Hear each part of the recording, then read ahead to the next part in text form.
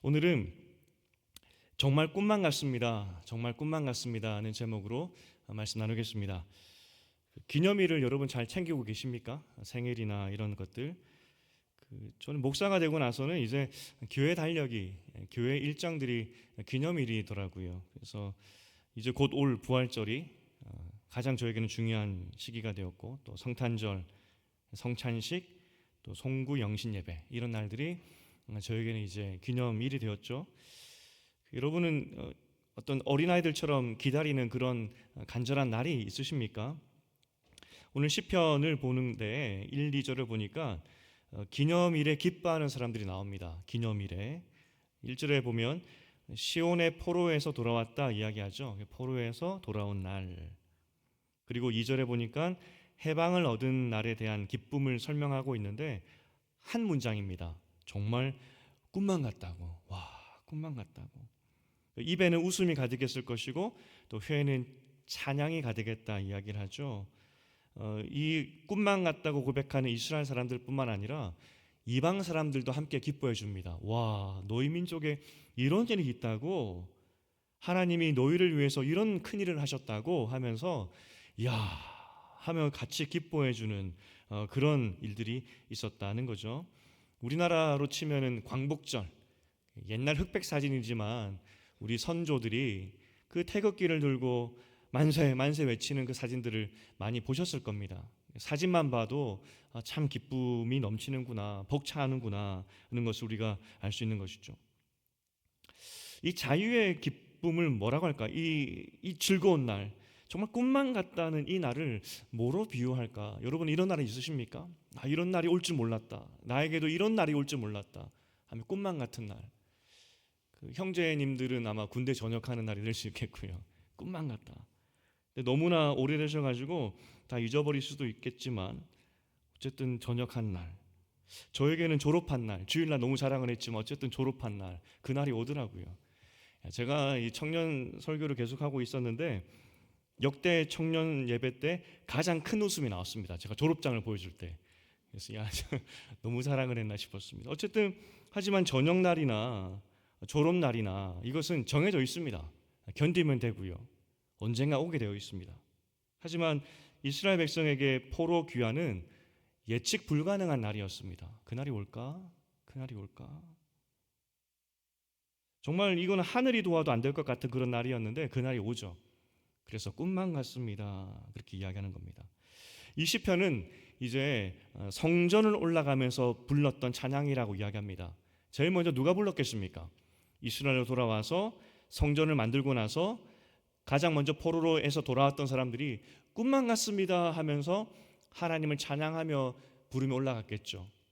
그리고 그 이제 후손들도 조상들의 기쁨을 기억하면서 같이 부르면서 그 노래를 부르면서 예배하며 올라갈 때 이 노래를 불렀을 것입니다.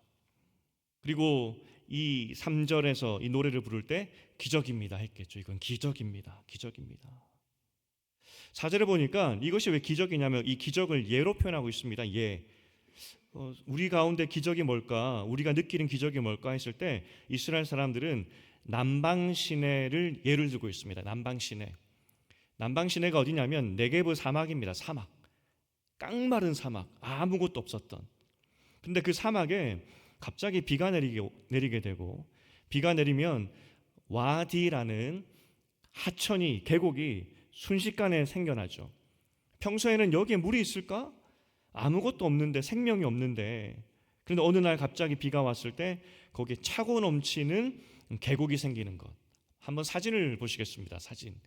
지금 저 사진이 뭐냐면 깡마른 사막 같은 네게브 사막인데 비가 갑자기 내렸습니다. 사실 어디서 내렸는지도 모릅니다. 저 상류 어디선가 내렸겠죠? 저기는 비가 내리지 않았습니다. 상류 어디선가 폭우가 내렸을 것이고 그 폭우의 영향으로 물이 지금 쓸려 내려오는 거 보이십니까? 지금은 조금 내려오고 있지만 저게 어느 순간 차서 강물처럼, 계곡처럼 흘러넘치는 것이죠. 그게 이스라엘 백성들이 보았던, 분명히 여기는 비가 안 왔는데 저 어디서 비가 내렸을 것이고 갑자기 물이 들이차는 그런 기적, 그것으로 자신들의 또 포로 귀환을 예를 들고 있는 것입니다. 그야말로 기적이다. 그래서 웃을 수밖에 없다라고 이야기를 하죠. 하지만 이 시에 문제가 있었습니다. 좀 더 읽어보면 어떤 내용이 나오냐.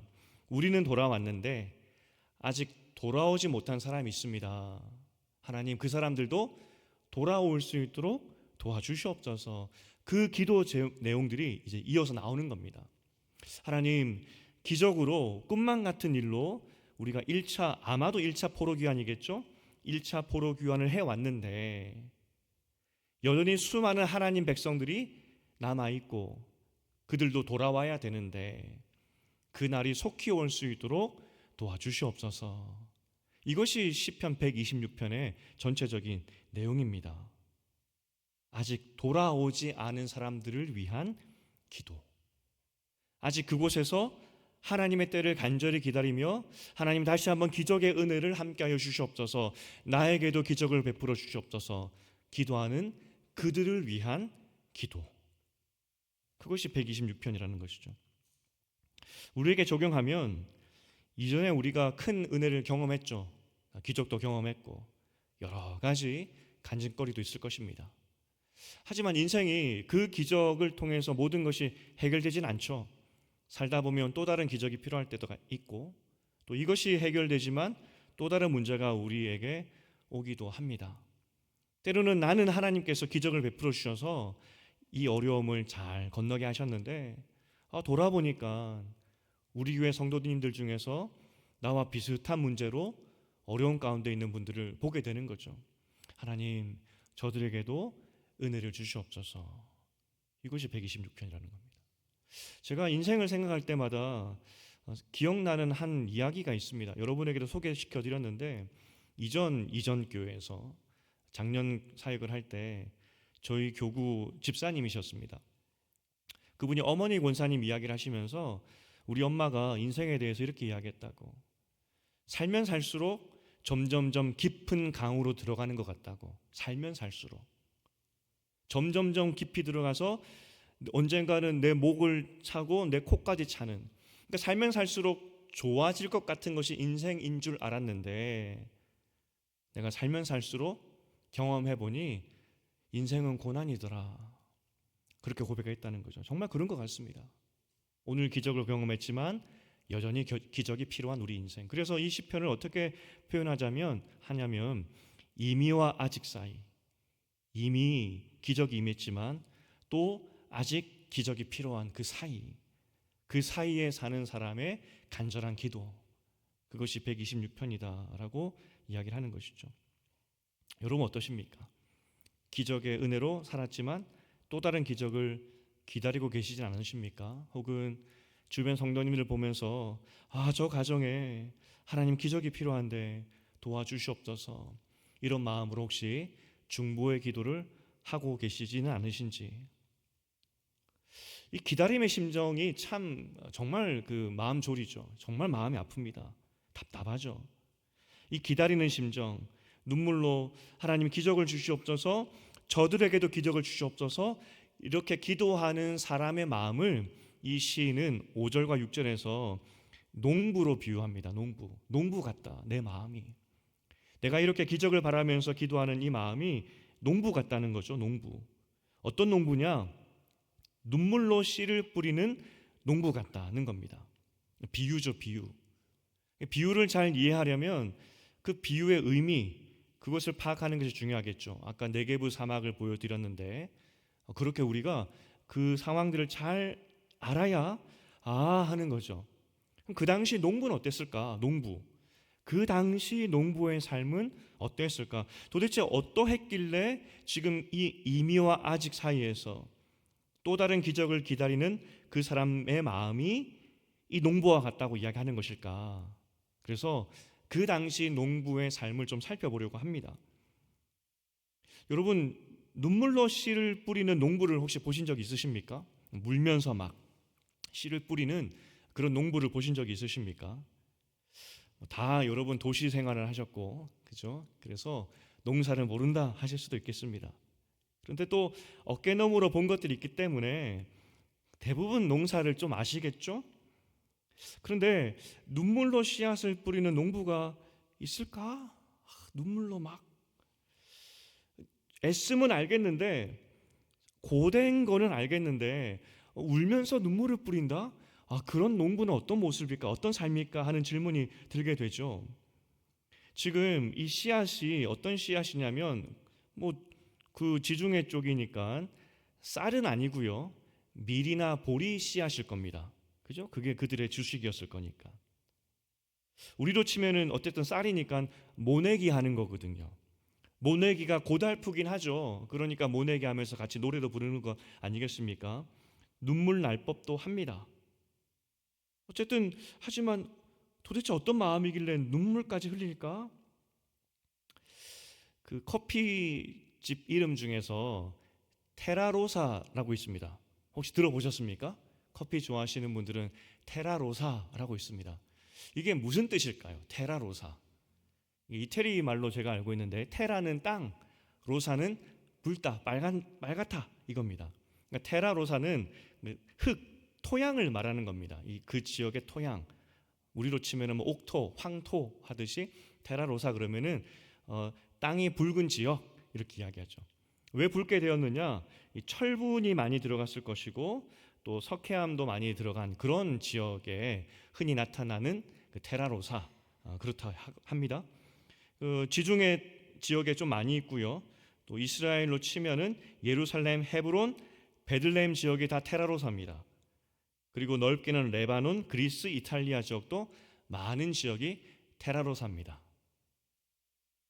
토양의 특징을 말씀드렸죠. 석회암을 기반으로 한 토양이었기 때문에 물은 잘 빠집니다. 배수가 잘 됩니다. 하지만 문제는 수분 유지가 어렵습니다. 수분 유지가 어렵기 때문에 그래서 논농사에는 취약합니다. 그리고 조금만 파면은 석회암을 기반으로 했다 말씀드렸기 때문에 그 조금만 파면은 막 돌이 나와요. 돌이. 쉽게 말해서 돌밭입니다. 돌밭. 테라로사는 빨간색 돌밭이다라고 생각하시면 되겠습니다. 예수님께서 씨 뿌리는 비유를 하시죠. 씨를 뿌리는데 여러분 이런 상상 해보시지 않으셨습니까? 아니 돌밭에 씨를 뿌렸다고 하지 않습니까? 뭐 그 당시에 농사법이 씨를 이렇게 뿌린다고는 했지만 그래도 우리나라 사람들 농부 얼마나 또 부지런합니까? 농부면 미리 가서 돌을 다 치워놨어야지. 아니 밭에 무슨 돌이 있게 만드느냐? 저 농사꾼 진짜 게으르다. 이런 상상 해보시지 않으셨습니까? 사실 농부라면은 돌을 다 치워야죠. 그런데 이스라엘 지역은 테라로사기 때문에 돌을 치워도 계속 돌이 나옵니다. 땅 자체가 그냥 돌짝밭이라고 생각하시면 되겠습니다. 농부가 게으른 것이 아니라 돌을 완전히 치우는 것이 불가능한 땅이 테라로사입니다. 그래서 테라로사에는 밭논사를 많이 하죠. 한번 사진을 보여주시겠습니까?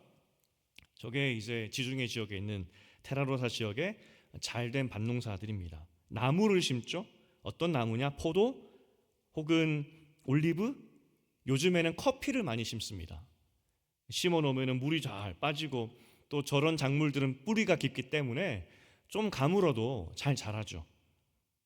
그래서 테라로사가 커피로 유명하게 된 겁니다. 여러분 이제 커피집 테라로사 제가 길게 설명해 드렸죠. 테라로사 가면은 물 잘 빠지는 빨간색 땅 거기 예루살렘도 테라로사라 그러던데 그렇게 말씀하시면 됩니다. 저도 이 대한민국에서 굳이 테라로사라고 이야기를 하면 그렇지만 어렸을 때 경험한 적이 있습니다. 제가 외가댁이 시골이라고 말씀드렸죠. 논농사 짓는 밭과 밭농사 짓는 밭이 따로 있더라고요. 그래서 산 밑에 한 밭이 있었는데 거기는 항상 집 외가댁에서 뭐라고 불렸냐면은 고추밭 그랬습니다. 고추밭 그러면은 거기입니다. 거기가 고추밭입니다. 근데 왜 거기가 고추밭이냐? 어린 마음에도 참 신기했던 게 거기 땅은 마사토 아시죠? 마사토. 찰흙이나 지능 황토흙이 아니라 모래보다는 훨씬 굵은데 그런 베이지색이라고 할까요? 그런 흙이 있는 그런 밭이었습니다. 산 밑에 있었고 비탈이었습니다. 그 할머니 할아버지가 다른 밭은 그래도 경운기나 이런 것이 다 들어갔었는데 그 밭은 산 밑에 있어서 뭘 가져가려고 하면 짊어지고 거기까지 가셔야 되는 겁니다. 참 수고하신다는 생각도 들었고 또 흙도 다르니까 좀 신기했었습니다. 그리고 신기했던 것이 거기는 메뚜기도 달라요. 메뚜기. 한번 사진을 보여주시겠습니까? 메뚜기 사진. 아니 논밭을 가면 메뚜기가 초록색인데 그 밭을 가면 메뚜기가 저 색깔이에요. 희한하다 그랬습니다. 그 제가 짧은 시간에 저 메뚜기 종이 뭘까 찾아봤는데 나오지는 않더라고요. 그냥 갈색 메뚜기 뭐 그러더라고요. 어쨌든 그러니까 작물도 다르고 거기 사는 곤충도 다른 것 같고 거기가 테라로사라는 것이죠. 이해가 되시겠습니까? 거기는 그런데 문제는 밀이나 보리 농사가 안 됩니다. 지금 포로에서 돌아온 백성들이 어디에서 먼저 정착했겠습니까? 당연히 예루살렘에 정착했겠죠. 왜냐하면 거기에 성전 건축을 했으니까. 하지만 와서 그들이 농사를 지어야 되는데 예루살렘이 농사가 잘 되는 지역이라고요? 절대 그렇지 않습니다. 그럼 우리 생각에 빨리 올리브 나무 심고 또 포도나무 심으면 되지 않느냐라고 하시겠지만 그 나무를 심으면 최소 4년, 5년, 6년, 7년입니다. 열매가 나기까지. 그리고 사람이 어떻게 포도 열매나 올리브 유만 먹고 살겠습니까? 밥을 먹어야지, 빵을 먹어야지. 그러니까 씨를 뿌려야 됩니다. 하지만 아무리 잘 뿌려도 거기는 농사가 안 됩니다. 하지만 뿌려야 됩니다. 살아야 되니까. 이것이 중부 내륙에 있었던 거기에 살았던 모든 이스라엘 농사꾼들의 형편이었습니다. 그럼 어떻게 농사를 지었을까? 이 사람들이 하늘을 보죠. 이 절기를 아니까 비가 내릴 절기가 오면은 씨를 뿌립니다. 그리고 거기에 있는 흙을 살짝 덮어둡니다. 그게 그들의 농사법이었습니다. 그리고 비가 오기를 기다립니다. 만약 비가 안 오면 망한 겁니다. 그래서 이스라엘 농사법은 하늘을 바라보는 농사법인 겁니다. 뿌려놓고 하나님 비를 주시옵소서. 그리고 비가 내려야 그나마 뿌려진 그 밀과 보리에서 싹이 나고 열매가 맺는 것이죠. 여기서 중요한 것은 정말 비가 안 오면 어떻게 합니까? 그에 끝나는 겁니다. 씨를 뿌리는 것 자체가 그래서 믿음이죠. 우리 하나님이 비를 주실 것이다. 2번, 3번 뿌릴 만큼 풍족한 씨앗도 없었을 겁니다. 가난했을 때니까. 우리가 흉년 때에 씨감자를 절대로 먹으면 안 된다 하지 않습니까? 그것을 심어야 내년에 나기 때문에. 그래서 2번, 3번 뿌릴 수도 없습니다. 모든 것을 걸고 씨를 뿌리고 비를 주시옵소서. 여러분 눈물 나지 않겠습니까? 지금 이 씨 뿌리는 행동 자체가 고통스러워서 노동이 너무나 힘이 들어서 그래서 눈물 흘리는 것이 아닙니다. 너무나 농사 이 땡볕에 이 씨를 뿌리는 것이 고대에서 흘리는 눈물이 아니라 이게 마지막 양식입니다. 비를 주시옵소서. 비가 오지 않으면 우리 다 죽습니다. 하나님 비를 주시옵소서. 그런 의미에서 눈물이라는 것입니다. 간절함이죠. 간절함. 두려움과 걱정이 있지만 하지만 그럼에도 불구하고 뿌릴 수밖에 없는 형편에서 하나님 도와주시옵소서. 그래서 이스라엘의 농사법은 인간은 뿌릴 수는 있지만 열매를 만들 수는 없었습니다. 오직 하늘의 비를 주시는 하나님의 은혜밖에 없는 것이죠. 이렇게 설명드렸는데 이제 농부의 마음이 좀 이해가 되십니까? 얼마나 눈물을 흘렸을지. 포로에서 아직 돌아오지 않은 사람들이 있었습니다. 포로에서 아무리 노력해도 이스라엘 백성들은 남아있는 사람들을 다시 돌아오게 할 수 있는 능력이 없습니다. 정치력도 없고 국력도 없습니다. 하나님 도와주시옵소서. 도와주시옵소서. 얼마나 간절히 기도했는지 상상이 되십니까? 오늘 여기서 우리가 한 가지 알 수 있는 중요한 메시지는 농부의 환경입니다. 땅도 나쁘고요. 조건도 나빴습니다. 그리고 미래에 비가 올지 안 올지도 모릅니다. 그래도 씨를 뿌립니다. 왜냐하면 하나님이 일하실 것인 것을 알기 때문에 뿌리죠.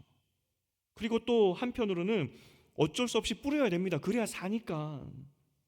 하지만 그럼에도 그 마음 가운데 그 중심에는 하나님이 비를 주시고 자라게 하신다는 그 약속을 믿고 뿌리는 겁니다. 그렇다면 여기서 씨를 뿌린다는 그 씨는 무엇일까요? 씨앗. 기도겠죠. 기도의 내용. 하나님, 내가 기도를 드립니다. 포로에서 돌아오기를 기도합니다.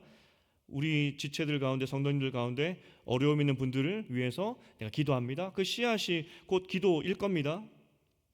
그러면 이 기도를 눈물로 씨앗을 뿌리듯이 해야 된다는 것인데, 기도할 때 그냥 기도가 아니라 눈물로 씨앗을 뿌리듯이 그렇게 간절히 해야 된다고 하는 것인데, 정확히 눈물로 기도한다는 의미가 뭘까?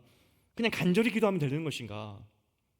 간절히 주여 도와주시옵소서 소리 크게 지르고 나무 뿌리 붙잡듯이 주여 간절히 해야 되는 것인가? 간절히 기도해야지 하나님께서 들어주신다는 것인가? 그럼 여러분, 오늘 금요 기도회 때 특별히 오늘은 다 우셔야 됩니다. 엉엉 울고 가야 됩니다. 우리는 기도할 때마다 엉엉 울어야 됩니다. 눈물을 쏟아야 됩니다. 눈물이 안 나면은 슬픈 생각이라도 해서라도. 그러니까 지금 하나님께서 눈물로 기도하라는 그런 의미가 문자 그대로 엉엉 울면서 간절히 매달리듯이 그러한 마음으로 기도하라는 것인가? 사람이 눈물을 흘릴 때 간절함이 있어서 눈물을 흘리는 것이긴 하죠. 하지만 농사법에서 이 비유의 의미를 찾아야 된다고 말씀드렸습니다. 농사에 하는 농부가 흘리는 그 눈물의 의미 안에서 이 눈물을 그 흘리는 의미를 찾아야 된다고 말씀드렸습니다. 이 세 가지 마음으로 눈물을 흘리면서 씨를 뿌렸을 것입니다. 그리고 기도할 때에도 우리도 이 세 가지 마음으로 기도해야 되겠죠. 첫 번째가 보이지 않는 것을 신뢰하는 것입니다. 그냥 간절히 주여 하는 그 기도를 말하는 것이 아니라 우리가 눈물로 기도한다는 것, 씨앗을 뿌린다는 기도의 의미는 첫 번째로 보이지 않는 것을 신뢰하는 겁니다. 씨를 땅에 뿌립니다. 사실 사라지고 없는 겁니다. 주워 담을 수도 없습니다. 그럼에도 내 눈에 이제 더 이상 사라진 이 씨가 하나님의 은혜로 뿌리 내리고 열매 맺을 것이라는 그 신뢰로 뿌리는 겁니다.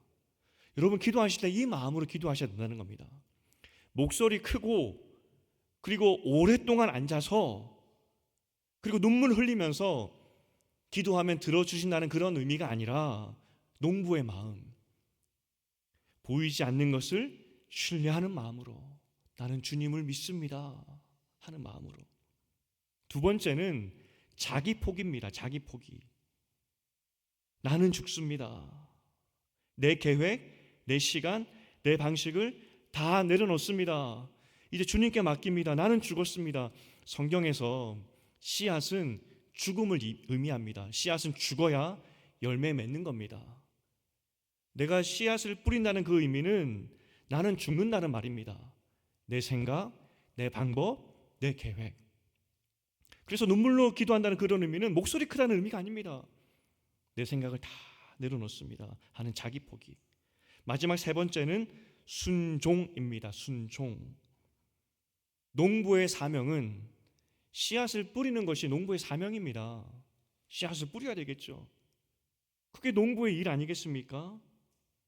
농부는 씨앗을 뿌리는 데까지 하는 사람입니다. 그것이 그의 잡입니다. 하늘에서 비가 내리게 하는 것은 농부의 영역 밖입니다. 하나님의 일이지. 농부가 할 일은 하나님께서 씨앗을 뿌리라고 했으니 기도하라고 하셨으니 나는 기도하겠습니다. 거기까지가 우리 일입니다. 그 뒤의 일은 하나님이 하신다는 것이죠. 비를 주시는 분이 하나님이시듯이 나는 기도합니다. 주님께 맡겨드립니다. 여기까지 내 일입니다. 하나님이 하실 일인데 우리가 걱정하여서 안 될 것 같은데, 지금 씨를 뿌리면 안 될 것 같은데, 하나님께서 말씀하셨잖아요. 기도하라고, 씨를 뿌리라고. 그 뒤는 하나님의 일이라는 겁니다. 그래서 오늘 눈물로 씨앗을 뿌린다는 그 의미는 목소리 크게, 그리고 오랫동안 앉아서 손을 들고 목이 쉬도록 주여 주여 울면서 그렇게 기도하라는 말이 아니라 농부의 마음으로 하나님 신뢰하면서 내 방법 내려놓고 여기까지 내 일입니다, 그 다음은 하나님의 몫입니다 하는 그 마음으로 기도하는 것이 눈물로 씨앗을 뿌리는 기도의 의미라는 것입니다. 오늘 여러분은 기도의 자리로 나오셨지 않습니까? 어떤 마음으로 기도하시겠습니까?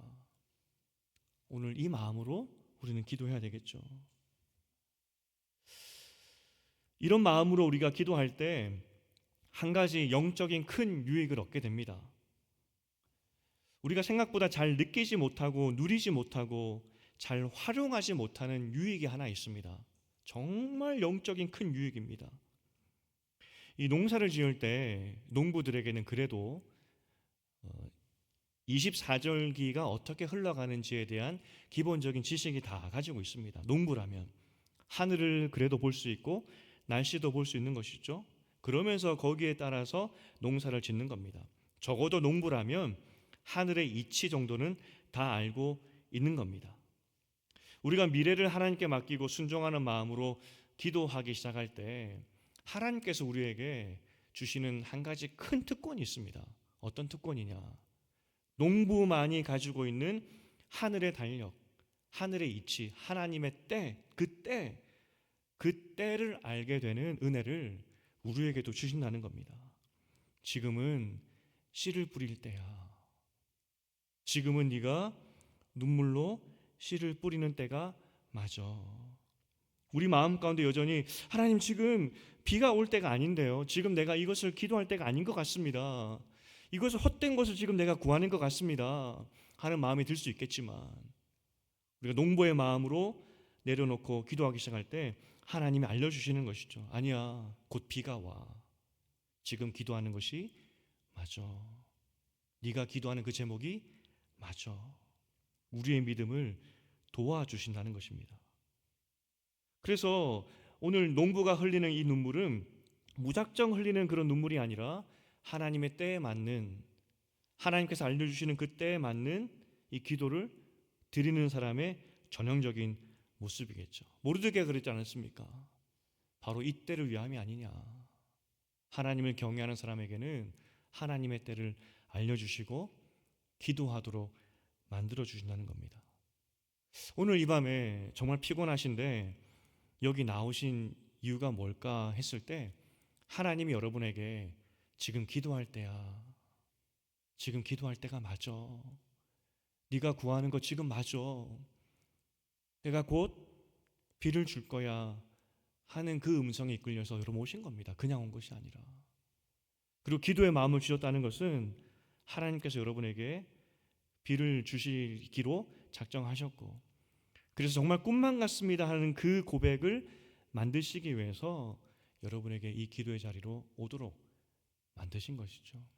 그래서 우리가 할 일이 무엇이냐? 주님, 그렇습니다, 내 방법 다 내려놓고 순종의 마음으로 기도하겠습니다. 그럴 때 오늘 본문의 말씀처럼 정말 꿈만 같습니다 하는 그 기적이 나에게도 있게 도와주시옵소서. 제가 믿는 한 가지, 그리고 제가 믿음으로 씨앗을 저도 뿌리고 있죠. 기도하고 있습니다. 제가 믿음으로 확신을 가지고 뿌리는 그 씨앗, 기도의 씨앗이 무엇이냐면 첫 번째는 하나님께서 우리를 천국의 삶으로 부르셨는데 이 땅에서 우리 성도님들 하나님께서 천국의 삶으로 인도하신다는 그 확신이 있습니다. 그래서 그 확신을 가지고 말씀 전하는 것이고 확신을 가지고 나누는 것이죠. 두 번째 제 확신, 저희 씨앗이 무엇이냐면 우리를 예수를 믿게 하시고 예수의 제자 되도록 만드셨죠. 결국 우리는 하나님께서 원하시는 그 아름다운 예수 닮은 사람으로 하나님이 빚어가신다는 것입니다. 저는 그 확신이 있고 그래서 오늘도 씨앗을 뿌리는 겁니다. 내가 하는 것이 아니라 하나님이 하실 것이기 때문에. 그래서 몇 년이 지난 후에 제 입술 가운데 이런 고백이 있겠죠. 정말 꿈만 같습니다. 우리 성도님들 삶들이 천국으로 바뀌어 있고 우리 성도님들의 모습들이 예수 닮은 어린 양으로 바뀌어 있는 것, 그거 보면서 저도 씨앗을 뿌리고 있는 것입니다. 이제 말씀을 맺겠습니다. 오늘 설교가 눈물로 기도하면 다 됩니다, 눈물 흘리십시오, 이런 결론이 아니라서 정말 죄송합니다. 그런데 오늘 시편 126편은 훨씬 깊이 있는 그런 의미였습니다. 농부의 마음으로 기도하라. 농부의 마음으로. 무작정 목소리 키워서 기도하지 말고 하나님이 씨 뿌릴 때도 알려주시고 그리고 그때를 또 인내할 수 있는 마음도 주실 테니 농부의 마음으로 믿음으로 한번 뿌려보라고, 미래를 바라보면서 그때 하나님께서 정말 꿈만 같습니다 하도록 만들어 주실 거라고, 기쁨의 단을 주실 거라고. 오늘 하나님께서 여러분을 기도의 자리로 오게 만드신 겁니다. 하나님께서 나를 부르셨으니 내가 오늘 이 농부의 마음으로 기도해 보겠습니다. 내 인생에 이러한 기도 제목이 있고 또 이러한 어려움들이 있는데 하나님께 맡깁니다. 주님, 이 눈물의 기도를 기억하시고 기쁨의 단을 거두는 때가 속히 오도록 도와주시옵소서. 이렇게 기도하는 오늘 이 밤 될 수 있도록 주님의 이름으로 축복드립니다.